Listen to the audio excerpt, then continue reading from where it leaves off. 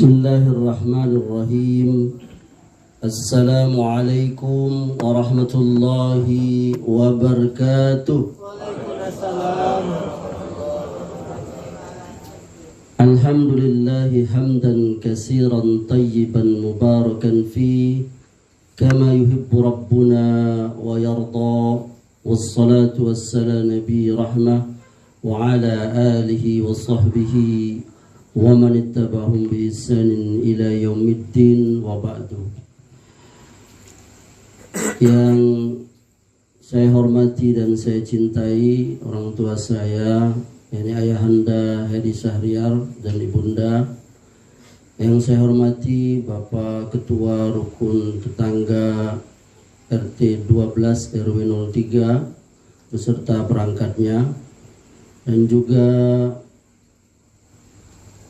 para imam masjid dan ayahanda dan ibunda serta saudara dan saudariku, wabil khusus warga RT 12 yang menjadi peserta arisan dan suka duka. Saya bersyukur kehadiran Allah Subhanahu wa taala diberi kesempatan untuk memberikan katakanlah ceramah pada acara yang menjadi tuan rumah hari ini adalah Ayahanda Hedi Syahriar. Semoga ini memberikan manfaat kepada kita. Amin ya rabbal alamin. Bahwa seorang mukmin itu dia butuh yang namanya asupan makanan dan minuman untuk kelangsungan kehidupannya jasmaninya.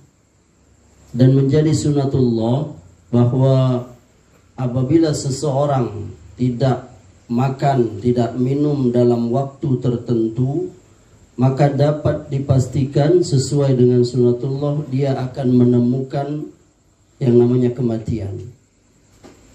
Maka makan dan minum itu adalah kebutuhan pokok.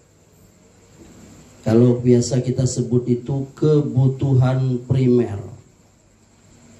Minimal kita dalam sehari itu sekali makan. Betul Ayahanda? Betul? Ada yang 2 kali. Kalau Rendrani saya lihat kayaknya 3 kali. Belum tambah sarapan, belum kuenya, ya kan? Kenapa? Karena memang kita butuh, manusia itu makan. Hanya Allah yang tidak butuh makan. Malaikat juga gak butuh makan. Nah, ternyata manusia itu dia memiliki 2 dimensi, yakni jasmani dan rohani. Selama ini kita selalu memperhatikan kebutuhan jasmani. Itu gak salah. Untuk kebutuhan jasmani kita, apa ceritanya kok mama?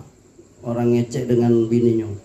Sarapan apa gitu? Oh, lontong tunjang di Prapto, soto Pak Janggui. Tahu nggak? Nggak ada yang tahu. Ayanda tahu ya? Tetalu di Pasar Baru, gorengan di Jami. Itu kita paham itu, bahkan kuliner ya kan sekarang nih Masya Allah. Kenapa? Karena untuk memenuhi keinginan, kebutuhan jasmani itu. Akan tetapi sebagian kita melupakan kebutuhan rohani. Yang semestinya kebutuhan rohani itu juga. Ternyata rohani itu juga butuh makan. Ya, saya ulangi, rohani perlu makanan. Ada ibu rohani di dalam. Ada warga kita PT yang namanya rohani, dah dong. Oh, dah dong. Kalau saya nyebut rohaninya tersinggung dulu. Ngapa Pak Ustadz nyebut rohani? Jadi rohani atau jiwa itu butuh makanan. Dia kalau nggak dikasih makan mati jiwa itu. khatamallahu ala qulubihim wa ala sam'ihim wa ala absarihim ghishawatu wa lahum azabun azim. Allah sudah mengunci mati hati mereka, pendengaran mereka, penglihatan mereka, dan bagi mereka azab yang pedih. Orang-orang kafir itu hatinya sudah mati. Maka kita butuh yang namanya asupan rohani itu. Apa salah satunya? Nasihat. Surahnya kita hafal, wal asri innal insana lafi khusr. Demi masa semua kita celaka, semua kita rugi. Rugi itu ibunda yang di dalam, rugi itu apa ibunda? Ibunda, halo? Dengar ibunda ya. Rugi itu apa ibunda? Iya, rugi itu tidak untung. Berdagang rugi, tidak untung. Tekor dapat lita aja. Ngapo kawan tutup warungnya, tekor rugi. Nah, ada manusia itu yang rugi dianya. Maka supaya nggak rugi, Allah katakan illal ladzina amanu, kecuali orang yang beriman. Nah, kita udah beriman. Wa amilus solihat, beramal amal soleh. Wa tawasau bil haq wa tawasau bis sabr. Nah, lihat yang ketiga ini. Jadi saling menasihati. Jangan ayahanda ibunda kira Ustadz nggak butuh nasihat. Tidak, saya juga butuh nasihat. Karena itu kebutuhan saya. Yang pertama menasihati istri saya di rumah. Dia sering menasihati saya, kakak tadi kenapa ceramah depan orang tua marah-marah. Istri saya. Kenapa? Karena butuh itu.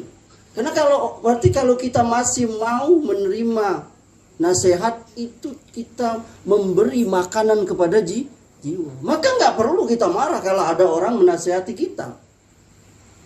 Selama dia menasihati itu dengan cara yang baik. Sama seperti orang ngasih kita makan, traktir kita makan. Senang nggak kita ibunda? Senang. Begitu pula seharusnya kalau ada orang yang memberi di kita nasihat, kita senang harusnya. Karena itu memberikan pada jiwa kita, hati kita makanan. Maka minimal kata para ulama itu, kita tuh menerima nasihat itu minimal lah ya. Seminggu sekali lah minimal. Yakni ketika khutbah Jumat. Makanya kalau khutbah Jumat itu jangan tidur. Khotib juga kalau ceramah khutbah Jumat itu benar-benar mempersiapkan makanan itu seperti koki yang menyiapkan apa?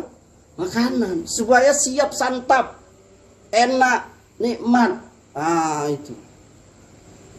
Kalau ceramah khutbah Jumat malam bahas masalah politik, coblos itu, itu tidak kena itu. Bukan masakan yang diinginkan itu. Oleh karenanya ini adalah sesuatu yang bagus sekali. Dan tidak hanya nasihat, baca Al-Quran, zikir, itu merupakan santapan bagi jiwa. Ayahanda dan ibunda yang dimuliakan oleh Allah, kita ini bersyukur kepada Allah Subhanahu wa taala. Allah memberikan kepada kita nikmat iman yang Allah tidak berikan kepada semua manusia. Dari 6 atau 7 miliar manusia saat ini yang jadi muslim itu mungkin 1,5 miliar ya, atau sampai 2 miliar lah kalau sensus yang terbaru saya baca itu. Selebihnya tuh di luar Islam. Dan kita harus bersyukur itu. Dari sekian banyak manusia sekarang ini kita dapat hidayah Islam, hidayah Muslim. Ini adalah sesuatu yang besar. Dan kita jaga ini sampai kita mati. Karena tidak ada kenikmatan yang dapat kita peroleh di akhirat melainkan dengan Islam. Seseorang yang mati dalam keadaan di luar Islam, dia akan binasa. Dia akan di akhirat sengsara. Makanya kata Allah, wala tamutunna illa wa antum muslimun. Janganlah kamu mati melainkan dalam keadaan muslim, dalam keadaan Islam. Dan wajib kita meyakini itu Islam agama satu-satunya yang hak. Inna dina indallahil Islam. Agama yang diyakini benar itu hanyalah Islam. Gak boleh kita mengatakan seluruh agama itu sama. Kalau seluruh agama sama, kenapa Nabi nyuruh Umar masuk Islam? Ya kan? Kalau sama, sudahlah Umar, kau agama jahiliyah aja. Kenapa Nabi kirim surat ke Raja Romawi Heraklius? Kenapa Nabi kirim surat kepada Raja Persia? Kenapa Nabi kirim surat kepada Raja Najasi Ethiopia? Kenapa Rasulullah kirim ke Raja Mesir surat Mukaukis? Apa? Nabi kirim salam untuk masuk Islam mereka. Min Muhammadin Abdillahi wa Rasuli ilahi Rokla Azimir Rum. Salamun ala manittabal huda fa inni aduuka bidi ayatil Islam aslim taslam. Kata Nabi tadi singkatnya, aku mengajakmu, menyerumu masuk Islam. Jadi nikmat Islam ini. Siapa yang mencari agama di luar Islam tidak akan diterima. Di akhirat dia termasuk orang yang rugi. Walaupun dia anak Nabi. Seperti Kan'an, anak Nabi Nuh, gak dapat dia nikmat Islam, mati dalam keadaan kufur. Begitu pula Abu Jahal, Abu Lahab, paman Nabi. Begitu pula bapaknya Ibrahim, Azar. Nah kita ini bukan anak Nabi, bukan bapak Nabi. Allah takdirkan kita menjadi seorang Muslim. Kita lahir di negeri yang mayoritas Islam, Indonesia. Bapak mama kita Islam, otomatis kita Islam. Nggak capek-capek kita cari daya. Kullu mauludin yuladu alal fitrah, kata Nabi. Setiap anak itu lahir dalam keadaan fitrah, kurung Islam. Fa abawahu yuhawidani au yunasrani au yubajsani. Maka kedua orang tua yang menjadikan dia Yahudi, Nasrani ataupun Majusi. Jadi kalau kita Islam, ada nggak di sini yang mu'alaf, yang Islamnya sudah dewasa, ada nggak? Ada? Nggak ada. Semua kita lahir dari kedua orang tua yang Islam. Maka nggak perlu ngurang syahadat. Jadi saya ini anggota MUI Kota Bengkulu. Dulu di periode pertama Komisi Fatwa. Sekarang saya ketua Komisi Informasi dan Media Massa. Makanya saya aktif di media massa, di Facebook, di YouTube. Itu salah satu ciri kesesatan kelompok, yakni dia kalau orang mau masuk ke kelompok itu harus baca syahadat tain ulang. Itu nggak ada itu. Nggak ada. Emang mau masuk Islam? Yang masuk Islam itu, yang syahadat itu apa? Orang yang mu'alaf. Nah, diajar asyhadu an la ilaha illallah wa asyhadu anna muhammadan rasulullah. Itu lain itu gak ada. Ustadz, bagaimana yang kalau orang akad nikah itu suruh syahadat? Ada kan? Betul gak Ibunda? P3N-nya nyuruh. Sebenarnya gak ada itu. Saya pernah bertanya itu, sejak kapan Kemenak dalam hal ini P3N, KUA itu nyuruh orang Islam? Rupanya sekitar tahun 70-an, ya 70-an kalau saya nggak salah, itu banyak kristenisasi Pak RT. Sehingga banyak orang yang pura-pura masuk Islam, padahal dia bukan Islam, misi zending. Makanya dulu tuh KUA ketip ya. Nah dulu tuh ngetesnya kayak itu. Jangankan dulu yang dia bukan, yang Islam aja kadang juga salah. Disuruhnya baca syahadat. Allahumma sholli ala Muhammad wa ala, dibacanya selawat. Padahal dia Islam. Bukan karena dia tidak bisa, bukan Pak Imam. Kenapa? Karena dia gugup, nervous. Untung tidak dimandi kawan. Nah itu. Jadi sebenarnya nggak ada. Sebenarnya ya, cuman karena sudah terjadi ya gimana. Saya dulu waktu baru nikah di Palembang tuh saya nggak usah baca. Saya kebetulan teman saya juga KUA. baca ini Ustaz, apa sirot takliknya. Saya juga nggak mau, ngapain baca ini, saya bilang. Orang baru nikah ngapain ngomongin apa? Cerai. Apabila ini ya kan? Itu jadikan ini saja sebagai apa? Hartu apa segala macam. Nah, kita kembali ke tadi. Jadi pentingnya itu kita bersyahadat itu, memahami Islam itu agama yang hak. Tapi sayangnya jemaah, kata Nabi SAW, bada al-Islam ghoriban wa sayaudu ghoriban kama bada'a fatuba lil ghuraba. Islam itu lahir dalam keadaan asing. Bagaimana enggak asing? Orang zaman itu biasa menyembah berhala dan berbagai macam maksiat. Nabi datang dengan gelar Al-Amin. Lalu dia mengajari masyarakat. Masyarakat sampai Nabi dituduh gila, majnun. Dan kata Nabi, nanti ajaran Islam itu akan kembali menjadi asing. Sampai ada seorang ulama namanya Syekh Utsaimin. Beliau berkata di kitabnya Syarah Ushul Salasah. Kata beliau, tidak bisa kita bandingkan Islam dengan keadaan kaum muslimin sekarang. Karena keadaan kaum muslimin sekarang, mereka sudah melakukan perkara-perkara yang besar. Sehingga kalau kita berjalan ke negeri dari negeri muslim, maka seolah-olah kita tidak berada di udara yang islami. Dan itu benar, ini seorang ulama yang faham fikul waqi, kenyataan realita. Kita lihat Islam di Indonesia ini. Kita hampir 170 juta yang muslim. Tapi keadaan kita lihat bagaimana kita. Mana jauh dari Islam. Apa contohnya Ustaz? Banyak. Coba saya lihat kalau kita pergi ke pasar. Hah? Ini Anda yang penjual itu. Saya sering nemenin istri saya ke pasar. Ibunda yang sering ke pasar ya. Beli kita ikan 2 kilo. Begitu ditimbang sampai rumah berapa ibunda? Berapa ibunda? Kurang berapa on ibunda? 2 on. Yang jual tuh siapa namanya? Mael, Ibrahim, orang Islam. Tapi dia mengurangi apa? Timbangan. Apa kata Allah? Wailul lil mutaffifin. Ya Pak Imam ya? Surat Al-Mutaffifin. Celakalah orang yang curang, yakni orang yang mengurangi timbangan. Ini mayoritas. Kalau cobalah disurvei, Anda belanja cabai apa? Untung berapa lah se-on 2 on tuh? Dia memasukkan api neraka kemana ya? Ke mulutnya itu. La haula wala. Itu yang Anda berikan kepada, dia berikan kepada anak istrinya. Nah, ini Islam kena begitu. Islam tuh jujur. Nabi itu pedagang yang jujur.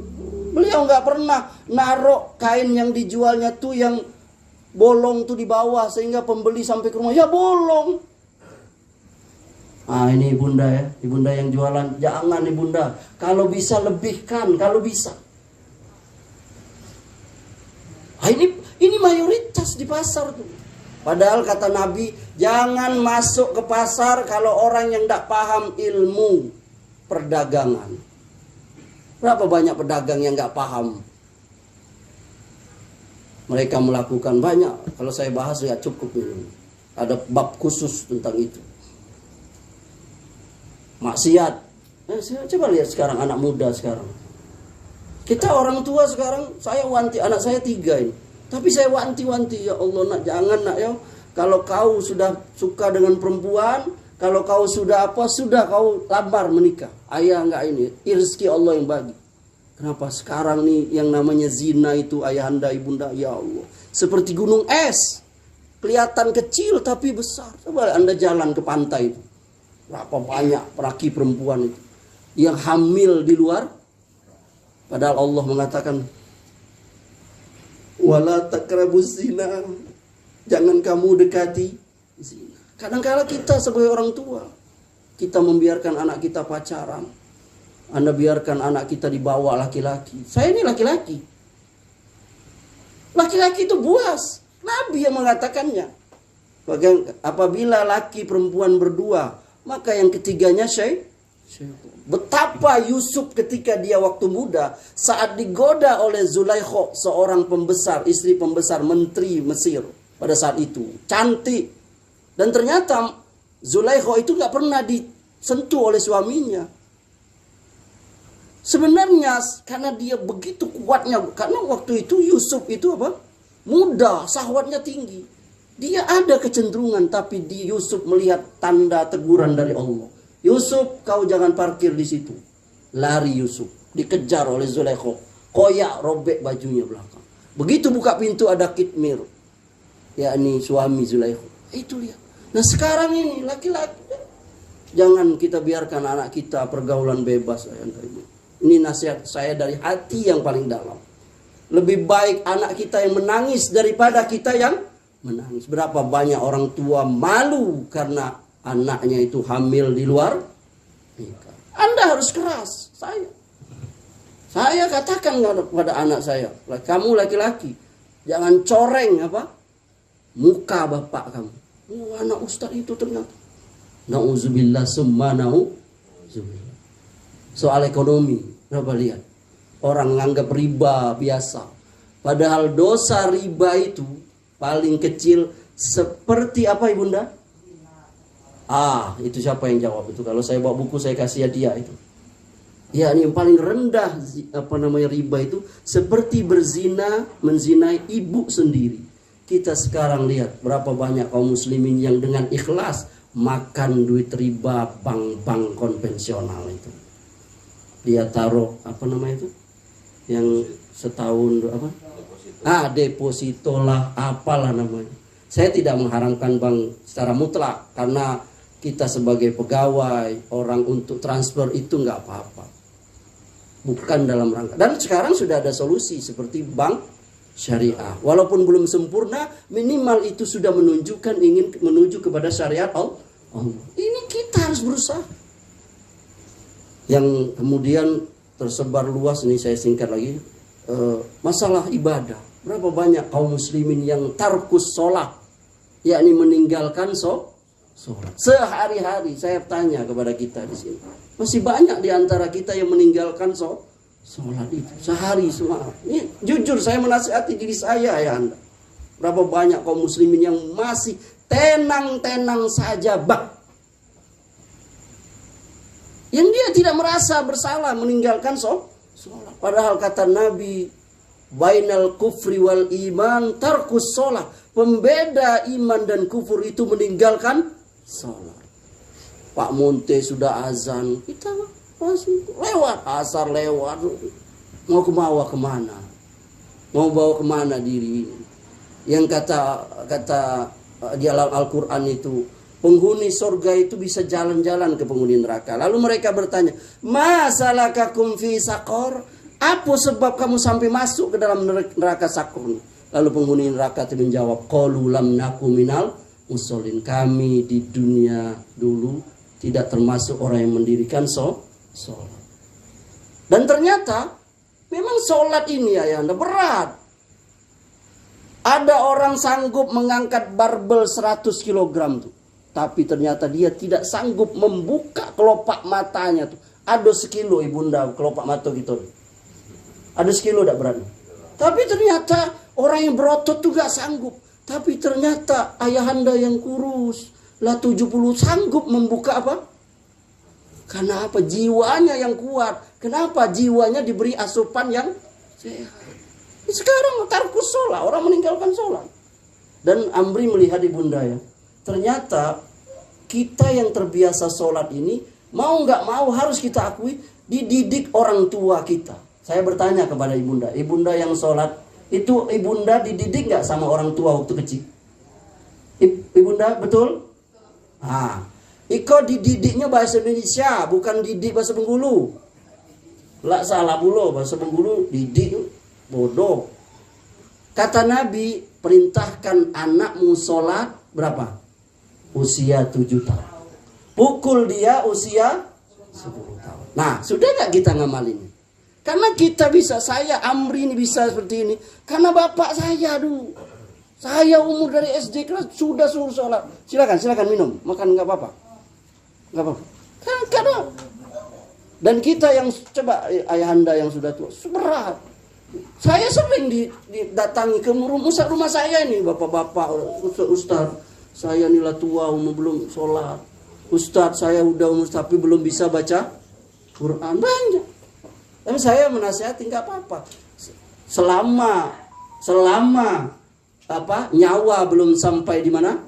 Kerongkongan, insya Allah taubat, pintu taubat itu masih terbuka. Tapi kalau nyawa sudah di kerongkongan, matahari sudah terbit di barat, maka sudah tertutup pintu taubat.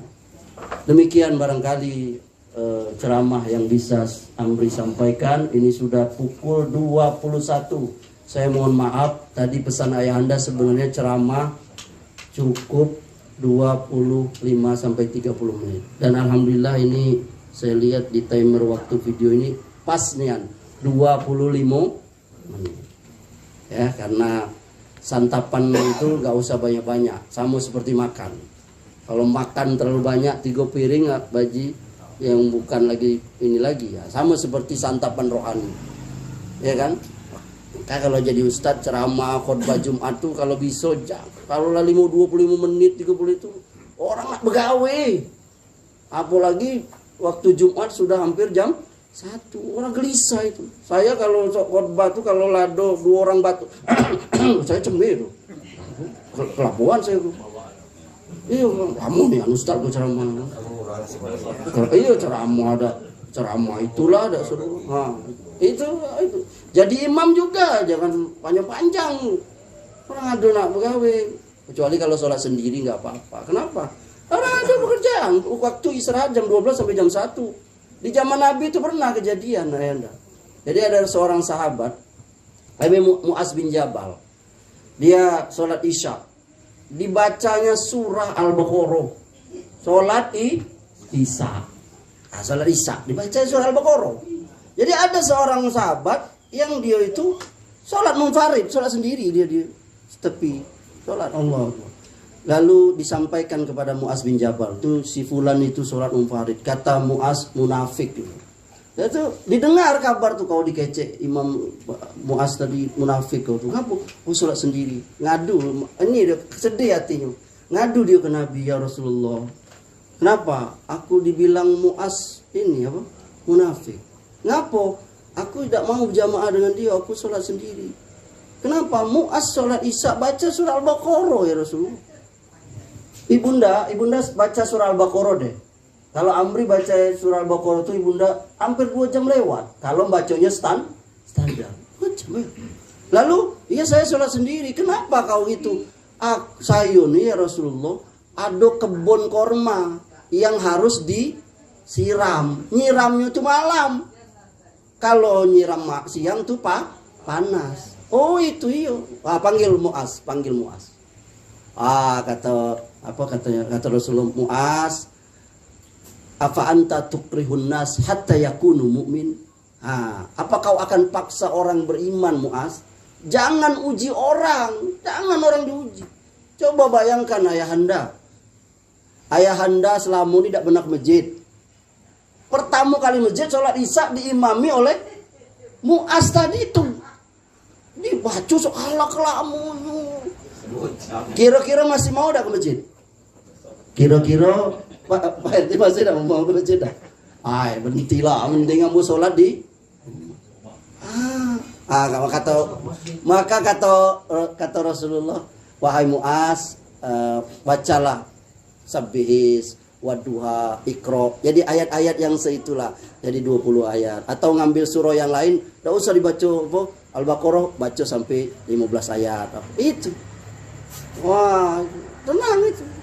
Ini makanya sholat tarawih misalnya kan senangnya, apalagi bunda nih kalau imamnya baca tidak panjang tapi tetap tartil. Kenapa? Ibunda nak nyuci piring, nak ngabiskan kolak siso maghrib tadi itu. Kali ini yang bisa kita sampaikan. Semoga Allah Subhanahu wa taala memberikan pemahaman kepada kita.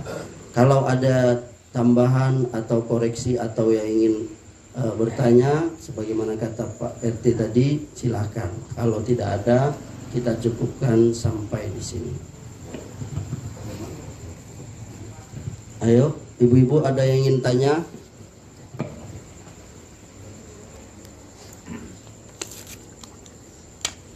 Bismillah. Jadi